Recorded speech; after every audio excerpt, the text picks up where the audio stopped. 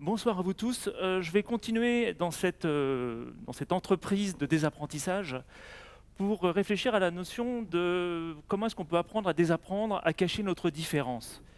Car c'est assez surprenant, en ce moment, il y a beaucoup d'autres, on va commencer par les entreprises, beaucoup d'entreprises qui sont à fond sur innovation. Il faut qu'on innove. En management, en offre, en process, quoi qu'il en soit, il faut qu'on innove. Même au niveau personnel, on est en train de parler de personal branding. Ouais, il faut qu'on devienne un petit peu différent, qu'on se démarque de la concurrence pour trouver un boulot rapidement et puis donner envie à des clients, surtout pour ceux qui sont indépendants, de nous acheter entre guillemets. Pourtant en France, c'est surprenant parce qu'autant on recherche l'originalité, autant la différence continue à faire peur, à être un petit peu honteuse. Donc, j'ai un peu réfléchir à ça et vous aider. On va faire trois choses. La première, je vais vous parler de mon expérience, parce que c'est TED, on doit parler de soi. C'est pas ma partie préférée, je dois reconnaître. Ensuite, on va parler des neurosciences, parce que si vous ne parlez pas de neurosciences dans un TED, vous avez un peu quand même raté votre vie. Et ensuite, essayer de vous donner des choses à emmener chez vous pour voir si on peut ensemble faut remplir cette dernière page du fameux livret que vous avez entre les mains. Alors, moi je m'appelle Benjamin, j'ai 40 ans et depuis un moment maintenant, et bientôt 40 mois. Euh, et je suis en fait un produit un peu défectueux d'une éducation à la chaîne qui a été basée sur des valeurs de conformité et de standardisation. C'est-à-dire que, en gros, je me suis aperçu que j'ai perdu pas mal de temps de vie, on va dire entre 5 et 10 ans, à essayer de me conformer à un système qui n'était pas le mien. La première chose, ça a été le copier-coller. L'apprentissage, voilà, où on copiait enfin, il fallait vraiment apprendre à copier en écoutant nos professeurs et répéter sagement ce qui était dit. Sachant qu'attention, je n'ai rien contre l'éducation nationale, au contraire, vous allez voir après. En fait, moi j'avais juste un petit souci, c'est que depuis tout petit, je suis hyperactif. Alors, pas turbulent, hein, ça c'est facile, hein, tous turbulents, mais vraiment hyperactif. Donc ça veut dire en gros que le détail m'ennuie, pour être poli. Donc quand on m'a forcé à apprendre des choses par cœur, genre des poésies, ligne par ligne, je me suis aperçu au bout de 2-3 ans qu'en fait il fallait que j'apprenne comme ça. Parce que j'avais besoin de voir toute la page, et pour être capable, en refermant les yeux, d'être capable d'identifier où étaient les informations sur la page. Ma mère un jour m'a appris en train de faire ça, elle m'a envoyé chez l'oculiste. Donc c'était pas l'objectif. L'autre chose, c'est que je m'ennuie très facilement. Donc ça, mes amis le savent. En gros, vous avez 2 minutes pour me parler, vous avez intérêt à être concis et être intéressant. Sinon, je décroche, je commence à être en mode automatique, vous savez, comme les chiens à la plage arrière, soit je suis parti. Ce qui fait que, avec ces deux petits soucis, d'être plutôt dans le global et plutôt de m'ennuyer rapidement, je suis incapable de refaire 2 fois la même chose, même face à un problème que j'ai déjà rencontré. Il faudra que je trouve une autre façon, parce que je ne penserai même pas automatiquement à la façon dont j'ai résolu ce problème que je vois de nouveau. Donc on dit toujours il faut apprendre de ses erreurs. Moi je peux vous dire qu'avec ce système-là, je fais des erreurs plutôt 5 ou 6 fois juste pour être sûr que ça ne marche pas. Donc voilà, alors les entreprises aiment bien ça parce qu'en faisant cette approche, on change un peu les choses. La seconde chose que j'ai appris, c'était qu'il fallait se conformer au groupe et que limite c'était une question de vie ou de mort. Je m'explique. J'ai vite compris lorsque je suis arrivé à l'école que avoir de bonnes notes, c'était pas top pour se faire des amis. Il valait mieux avoir la bonne note qui va bien, c'est-à-dire pas trop haut, hein, pour être dans le groupe. J'ai appris également qu'il fallait mieux avoir la bonne marque de chaussures. À l'époque, donc c'était dans les années 90, c'était pas mal d'avoir des Adidas. Ou alors un survêtement Sergio Tacchini, ça c'était la grande classe. Et également, j'ai appris qu'il valait mieux également faire le bon sport et être passionné par les bonnes passions. Donc à l'époque, c'était le foot. Donc je ne sais pas si dans la salle, je pense qu'il y a des jeunes garçons avec beaucoup d'expérience maintenant, qui se rappellent la honte d'être choisi en dernier pour l'équipe de foot. Donc ça, c'était moi tout le temps. Donc il a fallu que je trouve d'autres moyens. En plus, donc c'est vraiment l'idée, c'est que on a commencé un peu là, j'ai appris ce que c'était que le bullying, mais genre il y a 10 ans, alors que je l'ai vécu en vrai, ou parce que je refusais quand même de me conformer à ce groupe, et donc je risquais un peu parfois ma vie, entre guillemets, à la récré. Mais au-delà de risquer ma vie, je risquais également, quand je rentrais chez moi, le stress de mes parents, qui eux m'ont donné une peur de l'avenir. J'espère que tu travailles bien à l'école, parce que c'est en travaillant bien à l'école que tu auras un boulot dans une grande boîte. Ouais, bon, c'était les années 80, les choses étaient un petit peu simples comme ça. Et j'espère que à l'école également, tu te concentres sur les maths. Parce qu'avec les maths, tu pourras faire ce que tu veux. Pilote d'avion, astronaute, non, ça n'existait pas. Chirurgien, voilà, ça par contre, ça n'a pas bougé. En réalité, moi, j'avais un kiff personnel, j'avais une passion personnelle que j'ai depuis que j'ai 10 ans. J'avais découvert un musée de trains à vapeur qui est bizarrement pas très loin d'ici. Depuis que j'ai 10 ans, je m'étais dit, je voudrais conduire des trains à vapeur. Et qu'on me foute la paix aussi. Moi, je veux conduire des trains, je veux que ce soit mon métier. Donc mes parents m'expliquaient, c'est pas possible. C'est pas un métier. Et puis en plus, ça a quand même une durée de vie, une espérance de vie, un conducteur de train qui doit être à peu près égale à celle d'un cycliste professionnel. Avec le charbon, ça c'est pas top. Sauf qu'il y a quelque chose qui est assez original, c'est qu'à mes 18 ans, un parc d'attractions américain est venu s'installer pas très loin de chez moi, dirigé par une grosse souris. En fait, ce parc recrutait des conducteurs de train. Donc j'ai envoyé mon CV, parce que ça tombait bien, ça faisait 5 ans que je conduisais des trains. Et donc bizarrement, j'ai été recruté, et je me suis retrouvé en même temps, donc j'étais dans une école de commerce, parce que comme beaucoup de gens de mon âge à l'époque, je ne savais pas quoi faire de ma vie, donc école de commerce, si les parents ont les moyens, c'est quand même pas mal, parce qu'elle laisse encore 3-4 ans pour se faire une idée. Je me suis retrouvé à me rendre compte que, 1, je bossais en étant déguisé, 2, que je conduisais des trains, et en plus, il s'est passé un truc assez marrant, c'est qu'un jour, je sors ma montre, parce que j'avais déjà cette montre pour regarder l'heure, et là, il y avait un des grands chefs, des grands pontes américains qui me voit, qui dit « Ah, c'est incroyable, tu es en caractère, c'est absolument génial, tu es vraiment engagé, impliqué dans ton travail. Donc, je vais te mettre dans le fast track qui va te permettre de devenir manager de l'équipe. » En fait, moi, je regardais juste l'heure pour rentrer chez moi, hein, mais bon. Et donc, je me suis retrouvé le chef. J'avais 21 ans, j'étais encore en école de commerce et j'avais 70 bonhommes, la plupart plus âgés que moi, de 20 nationalités. Donc ça m'a en tout cas donné déjà une petite chose, une explication que finalement, rien n'est prévu, on ne peut pas prévoir ce qu'on va faire, ça ne sert à rien de faire des grands plans de diplômes, de parcours. De toute façon, la vie s'occupe toujours de vous surprendre et c'est pas plus mal. Troisième chose que j'ai apprise, c'est que en gros, il valait mieux avoir sa différence, sa passion en dehors du travail, qu'il valait mieux séparer le pro avec le perso. Or, ce qui s'est passé pour moi, c'est que quelques années après avoir été diplômé, je suis parti en Australie. Donc ça, c'est le running gag depuis tout à l'heure aussi. Benoît, si tu nous entends. Sauf que moi, je n'ai pas vécu la même expérience parce que j'y suis resté 8 ans.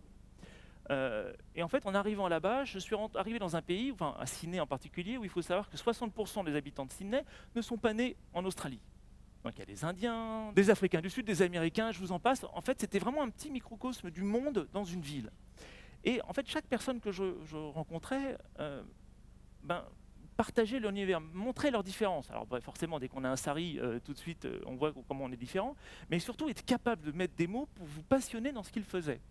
Et également, était curieux de connaître quel était votre univers à vous.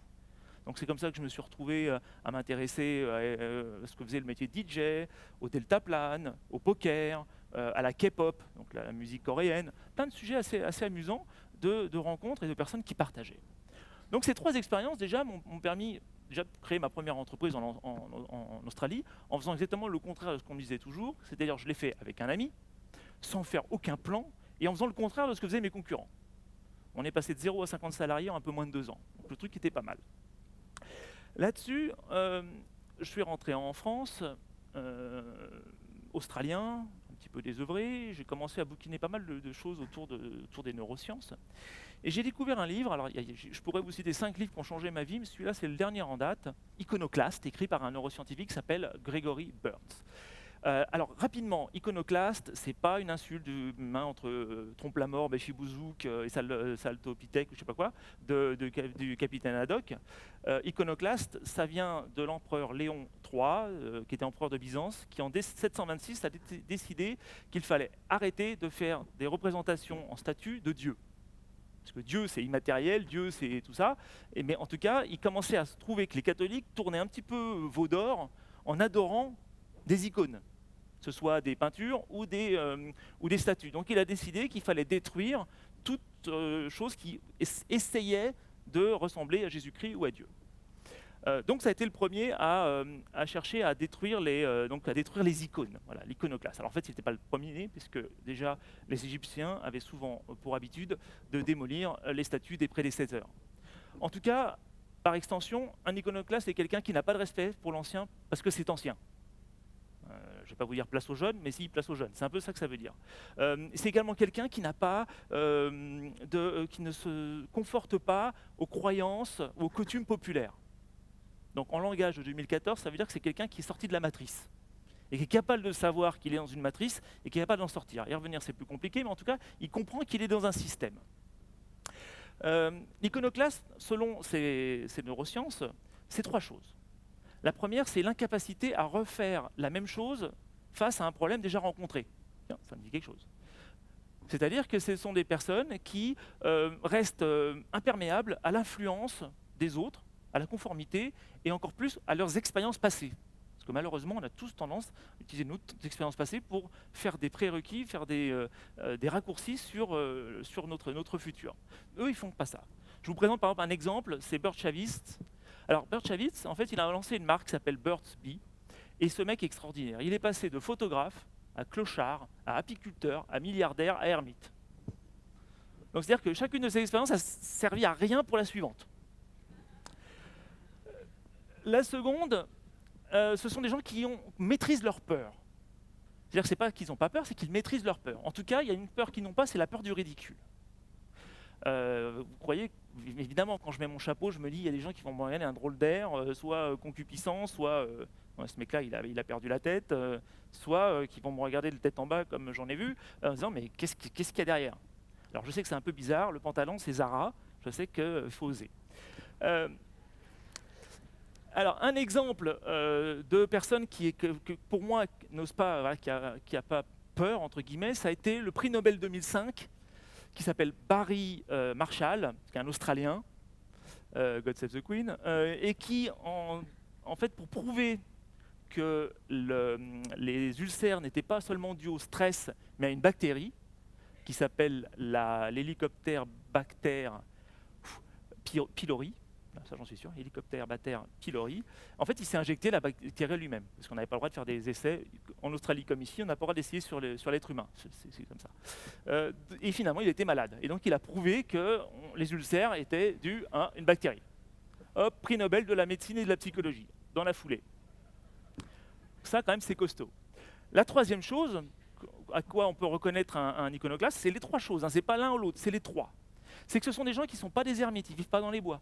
Ils sont capables de faire preuve d'influence et de vous présenter leur univers et de vous faire envie, de vous donner envie de s'intéresser à cet univers. En fait, vous vous dites 2 choses. 1, mathématicien, c'est sexy. Et 2, j'aurais peut-être dû mieux bosser à l'école en maths. Tellement il est fort, il est très très très fort.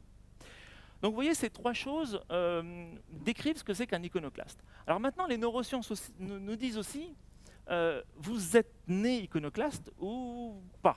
Donc vous l'êtes ou ne vous l'êtes pas. Alors comme je suis toujours contre ce qu'on essaie de nous vendre, où il n'y a pas de choix, c'est soit ça, je pense qu'il y a un moyen pour aider tout le monde à prendre un peu de recul. Que vous soyez manager, que vous soyez en quête d'emploi, que vous soyez le matin en train de réfléchir de comment vous allez vous habiller, je suis certain qu'il y a au moins 3 petites choses qui peuvent vous aider, 3 réflexions à avoir pour prendre du recul.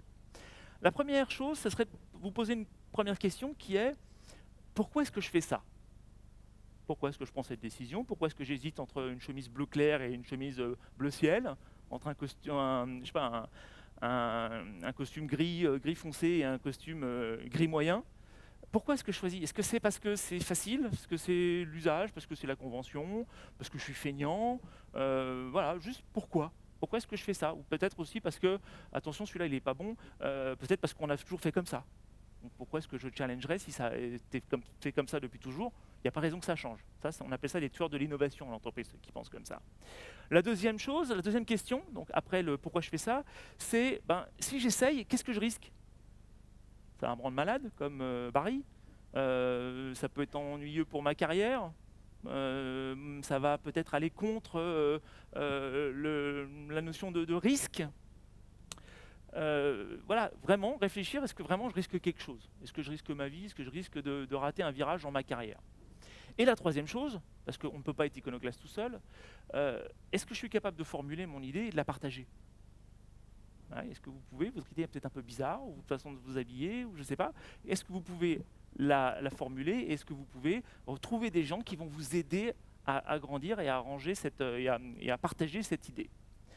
En fait, en faisant ça, il risque de se passer deux choses. La première, certaines personnes vont vous trouver excentrique, qui en d'autres mots veut dire...